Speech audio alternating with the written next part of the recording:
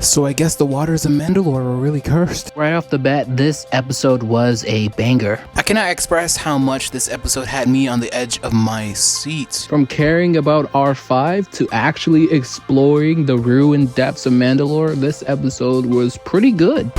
I actually think Star Wars is at its best when you're exploring ruined, dilapidated planets such as Mandalore. And I have to say, seeing Mandalore in such a ruined and disrepair state after watching the Clone Wars animated TV show, it is heartbreaking, man. I also like the conviction of Din. He's really committed to becoming a reborn Mandalorian, no longer being in exile. It's really heartwarming and it shows how much this religion means to him. And Bo-Katan, how can we forget about her? She has had it really, really rough in every single Star Wars media we've seen her. In Rebels, she's trying to lead a fractured tribe. In Clone Wars, her sister dies. And here, in The Mandalorian, we know that all of her followers left when she didn't get back the Darksaber, which is crazy. Oh, wait, you serious? Let me laugh even harder. Don't get me wrong, I'm not a Bo-Katan hater. I don't hate her as a character. I actually think she is fairly interesting. However, I do have to admit, I don't really think of her as ruler of Mandalore material. She doesn't have that compassion for her kind. She's kind of too stern. She doesn't have that nobility. You have to remember, she was a part of Death Watch. And yes, Death Watch had a nobility to them. That doesn't mean that their cause was noble. In fact, they were just basically a terroristic group wanting to go back to the old ritualistic days where there was no peace, there was only war and conflict for Mandalore. Meanwhile, her sister wanted nothing but peace, but went too far and was a super pacifist. Now you have Din. Din is a badass. He can handle himself in a fight, and he doesn't actually try to seek out fights. He's actually a reasonable guy, but don't mess with him. So at the end of the day, he is a perfect leader. He's honorable, he's noble, he's ruthless when he needs to be. But Bo-Katan isn't any of those things. She's just fierce, stern, doesn't have the capability to be too compassionate. She's understanding at times, but at the end of the day, she has too rough of an exterior and too much of a superiority complex, I might say, indicating from her experiences with Boba Fett to really be a good leader, in my opinion.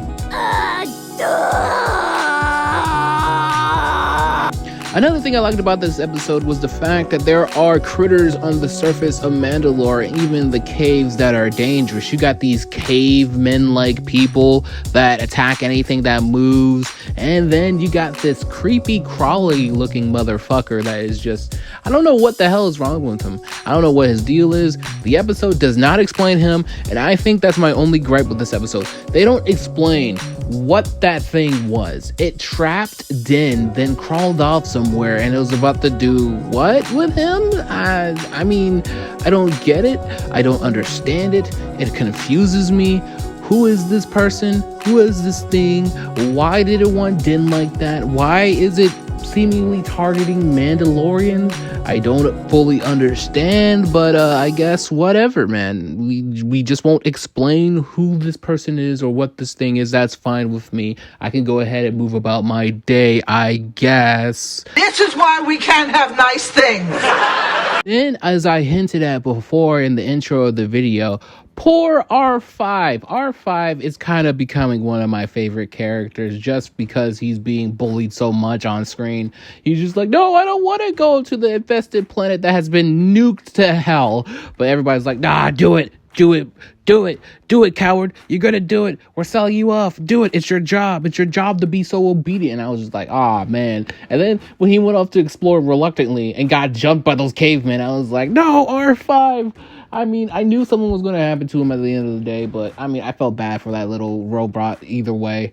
And then let's talk about Grogu. Grogu stepped up. Grogu was not playing around. I mean, he piloted himself all the way to a different planet. Of course, he had help from R5, but still, his daddy got captured by this weird thing that the show doesn't explain, and he had to get Bo-Katan all by himself, and he was trying to use the Force, and he Force pushed the cavemen that were coming after him. What an achievement for the little guy. Another thing we have to talk about is the Children of the Watch. Why are they so uneducated on their own history? They think the planet of Mandalore is cursed, when in reality, it's just the waters that are cursed. And I'll get to that in a sec. But they're telling Din that, oh, Mandalore is impossible to reach. Not only was it glass, but it's also pretty hella cursed, so you shouldn't go there ever. And you're also an apostate for taking off your helmet willingly, so we don't even want anything to do with you, even though you saved our butts from this gigantic liver wizard, I don't know, monster that was just chilling in the lake that was about to eat everyone, and it took everyone to not get clapped by this thing. But then you show up with your starfighter, and then you're like, pew pew pew pew pew, and it goes blah blah blah blah blah, and it's just like, bro, are you just trying to steal our thunder? Get out of here. And then Din's just like, I just want to be accepted again. And she's like, okay, fine, go ahead. Which I know all of this happened in episode 1, but at the same time, I'm just still kind of questioning, where are they getting their information from? How long have they been removed from Mandalorian culture for them to make this many egregious mistakes? I don't even know other Mandalorians take off their helmets. What?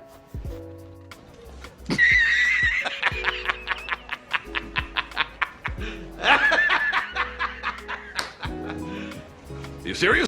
Now, let's talk about the main event. That goddamn mythosaur chilling at that fucking lake. Dude, that was the biggest surprise. I was wondering why Din just fell in. Did something grab him? And I just thought, after a while of Bo-Katan just falling completely down and down and down and further down to grab Din, and then next thing you know, she sees the mythosaur, I was like, oh, shit.